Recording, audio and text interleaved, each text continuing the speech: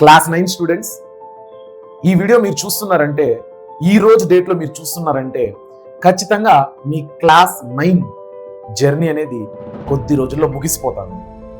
ఇక మీరు 10వ తరగతిలోకి ఎంటర్ అవుతున్నారు. మనందరికీ తెలుసు, class 9 is just an another year in school. ఇంకొక సంవత్సరం, అన్ని సంవత్సరాల్లాగే ఇదొక సంవత్సరం క్లాస్ 9. బట్ గైస్, ఒకటి మీరు రియలైజ్ అవ్వాల్సింది ఏంటంటే 10th class is not just an another year in school, that is the final year in school. Agri? 10th class అనేది మీ చివరి సంవత్సరం అన్నమాట మీ స్కూల్లో. మీ జీవితం మొత్తం మారిపోబోతుంది ఈ 10-15 రోజులలో.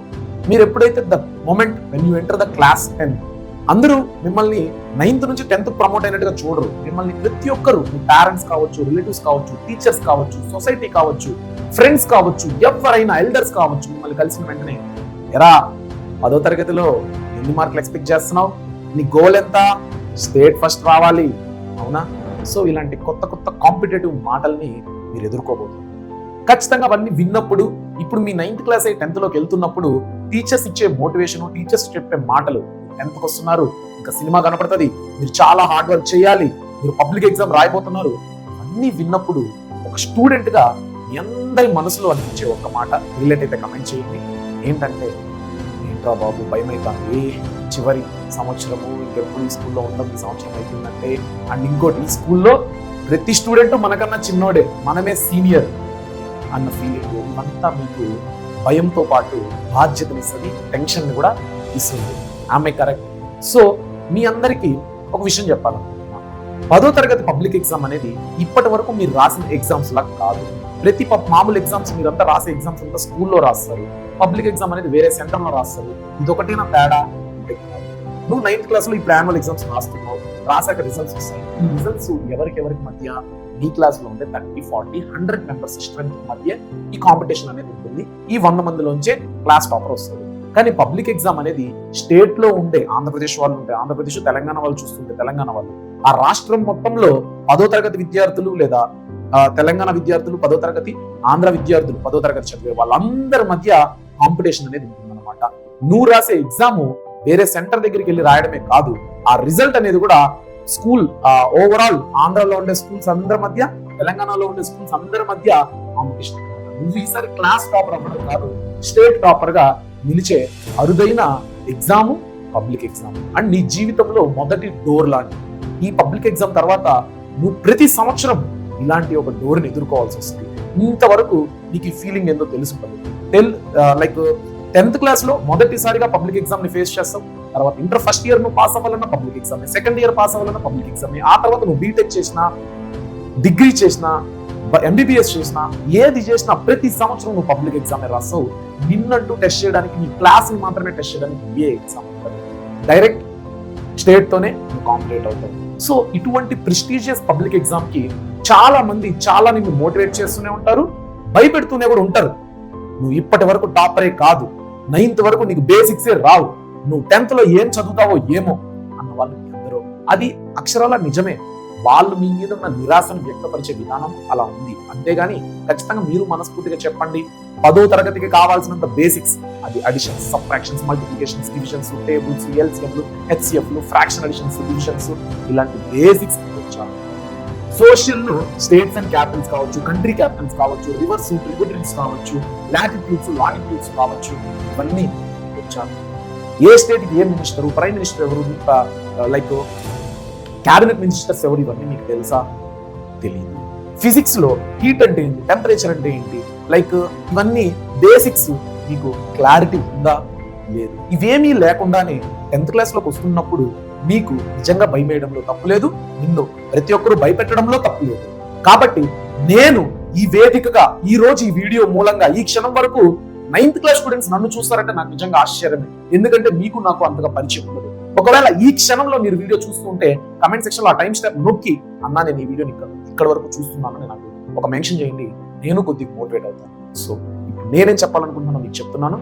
నా పేరు రూపేష్ పూతలపట్టు.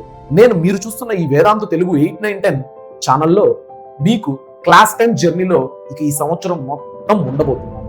మీరు మీ సీనియర్స్ ని అడగచ్చు, లేదా ఎవ్రీథింగ్ ప్రూఫ్ నేను ఇప్పుడు ఇక్కడ స్క్రీన్ మీద నేను ప్రతి స్క్రీన్ షాట్ తో వీడియోస్ వేసి చూపించచ్చు. లైక్ నేను మ్యారథాన్స్ చేసినాను, లాంగ్ మ్యారథాన్స్ చేసినాను, నైట్ నరూటోస్ అని కొత్త కాన్సెప్ట్ తో వచ్చాను. వేకప్ సెషన్స్ అని పొద్దున్నే వీడియోలు చేయడం జరిగింది. ఇవన్నీ 2 రాష్ట్రాల్లో మొదటిసారిగా నేనే స్టార్ట్ చేయడం జరిగింది అని నేను వెనకాల డబ్బా కొట్టుకోవచ్చు. బట్ అవసరం లేదు. యూట్యూబ్ అనేది ఓపెన్ బుక్, సోషల్ మీడియా, అందరికీ విజిబిలిటీ ఉంది. మీరందరూ నా మీద నమ్మకం కలగాలి అంటే నా మాటలతో కాకుండా విజిబిలిటీ చూస్తేనే మేము నమ్ముతాం అనుకుంటే మన ఛానల్ ఒకసారి చెక్ చేయండి. నేను 10th క్లాస్ వాళ్ళకి ఏమేమి చేశాను, మా బాండింగ్ ఎలా ఉంటుంది. ఇప్పుడు ఆ అవకాశం మీకు నాకు దక్కింది. మీ అందరితో కలిసి నడిచే అవకాశం నాకు వచ్చింది, నాతో కలిసి నడిచే అవకాశం మీకు వచ్చింది. కలిసి నడుద్దాం, కలిసి విజయాన్ని పొందుదాం. ఓకేనా? ఇక్కడ నేను మీకు ఏం చెప్తాం అనుకుంటున్నానంటే 10th క్లాస్ వాళ్ళకి, ఇప్పుడు మీ సీనియర్స్ కి నేను మిడిల్ ఆఫ్ ద జర్నీలో ఎంటర్ అయ్యే ఈ రోజు వాళ్ళకి 600 రావాలి అన్న గోల్ వాళ్ళ మనసులో పుట్టించానంటే మొదటి రోజు నుంచి, ఇన్ఫాక్ట్ ఇంకా 10th క్లాస్ మొదటి రోజు కూడా రాలా, ముందే మీరు నన్ను చూస్తున్నారు. ఇప్పటి నుంచే నాతో జర్నీ చేసేటోళ్ళు ఒక్కడు కావచ్చు, 100 మంది కావచ్చు, 1,00,000 మంది కావచ్చు, ప్రతి ఒక్కరికి ఎటువంటి మైండ్ సెట్ అనేది బిల్డ్ అవుతుంది, ఎటువంటి కాన్సెప్చువల్ క్లారిటీ అనేది వస్తుందో మీ ఊహకే వదిలేస్తున్నాను. చెప్పాను కదా, వీడియో సెక్షన్స్ లోకి వెళ్ళి మీరు క్లారిటీగా చెక్ చేసుకోవచ్చు.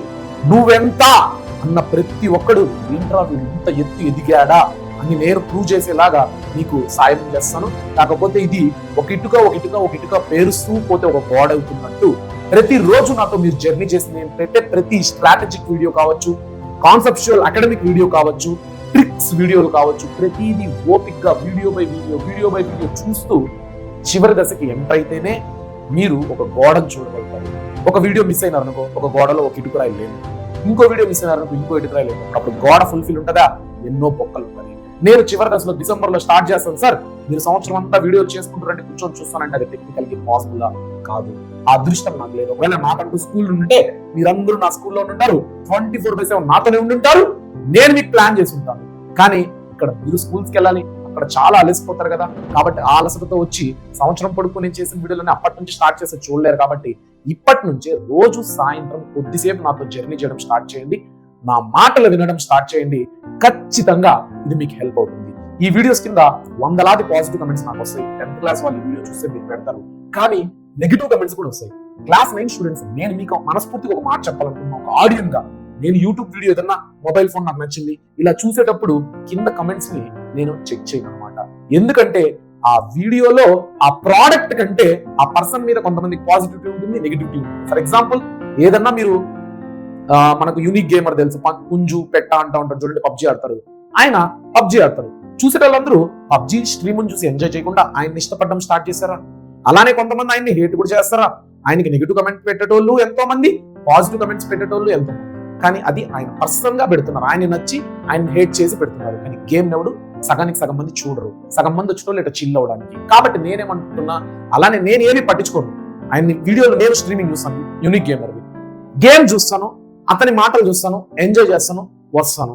అంతేగాని ఎవడు ఏం పెడుతున్నాడు, వాడు ఆయన్ని ఎలా ఫీల్ అవుతున్నాడు, మంచిగా ఫీల్ అవుతున్నాడా, ఇష్టం లేకుండా ఫీల్ అవుతున్నాడా అనేది పట్టించుకోను. అలానే నేను మీకు ఒకటి చెప్తున్నాను, నన్నుగా ఆహ్వానించండి మీ జర్నీలోకి, మీ లైఫ్ లోకి.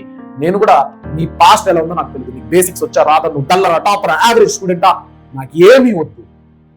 మిమ్మల్గా చూస్తాను, ఒక రాయిలా మిమ్మల్ని చూస్తాను, శిల్పంలా చెక్కడానికి నేను ట్రై చేస్తాను. మీరు కూడా అలానే నన్ను ఒక శిల్పిలా స్వీకరించండి. కానీ ఇప్పుడు బాగా చెక్కుతాడా, మంచి అందమైన శిల్పాన్ని చెక్కగలుగుతాడా అని జడ్జిమెంట్ వద్దు, రివ్యూలు వద్దు. ఓకేనా? ఇది నేను మీ అందరికీ చెప్పాలనుకుంటున్నాను. ఇక మీదట మీకు కూడా రెగ్యులర్ గా వీడియోలు వస్తాయి. అకాడమిక్ నేను ఇంకా ఎందుకు స్టార్ట్ చేయట్లేదంటే మీరు అర్థం చేసుకోవాలి, రేపు మీరు 10th వచ్చి పబ్లిక్ వచ్చినప్పుడు నేను మీకు టైం కేటాయించకుండా జూనియర్ 9th వాళ్ళకి కేటాయిస్తే మీరు ఫీల్ అవుతారుగా. అలా అనేసి 10th వాళ్ళకి నేను వీడియోను కొద్దిగా ఎక్కువ ఫోకస్ చేస్తున్నాను. వాళ్ళకి 600 చూడాలబ్బా, అందుకని వాళ్ళ మీద ఎంత సీరియస్గా ఉన్నాను, మీ మీద డబుల్ గా థింగ్ ఉంటాను. ఎందుకంటే మీరు నా సెకండ్ బ్యాచ్ కాబట్టి. ఓకేనా? All the best for everyone. And నాకు కూడా మనందరం చక్కగా దేవుడు దయ ఈసారి తిరుపతి వెంకన్న స్వామిని ఆయన కూడా నడిపించినాడా, నేను చాలా గొప్ప అవ్వడమే కాదు, మిమ్మల్ని అందరినీ కూడా మీరు అనుకున్న గోల్ రీచ్ అయ్యేలాగా నేను చేస్తాను అని మీ అందరికీ మాటిస్తూ, మీ రూపేష్ పూతలపట్టు, వేదాంతు తెలుగు 8, 9, 10 మాస్టర్ టీచర్ని.